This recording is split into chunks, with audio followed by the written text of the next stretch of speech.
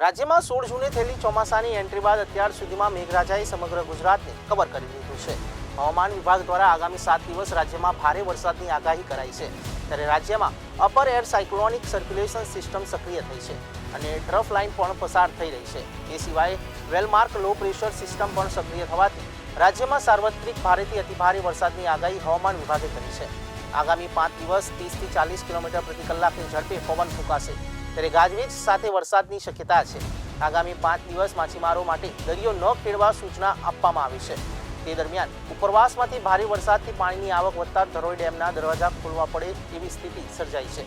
ત્યારે અમદાવાદમાં સવારથી જ આજે વરસાદી માહોલ છે, ત્યારે હવામાન વિભાગે આગામી 3 કલાક માટે રાજ્યમાં વરસાદની આગાહી જાહેર કરી છે। મહીસાગર, દાહોદ, અરવલ્લી, સાબરકાંઠા, બનાસકાંઠા, મહેસાણા, પંચમહાલ, અમદાવાદ, ગાંધીનગર, ખેડા જિલ્લામાં ભારે વરસાદનું રેડ એલર્ટ અપાયું છે। જ્યારે રાજ્યના વિવિધ જિલ્લાઓમાં હળવાથી ભારે વરસાદ સાથે વીજળી પડવાની શક્યતા વ્યક્ત કરવામાં આવી છે, જેમાં 13 જિલ્લામાં ઓરેન્જ એલર્ટ અને 10 જિલ્લામાં યલો એલર્ટ જારી કર્યું છે।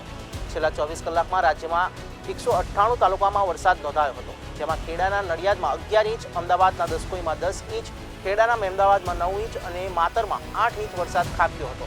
ત્યારે સમગ્ર ખેડા જિલ્લામાં 3 ઇંચ લઈને 11 ઇંચ સુધી વરસાદ ખાબક્યો હતો।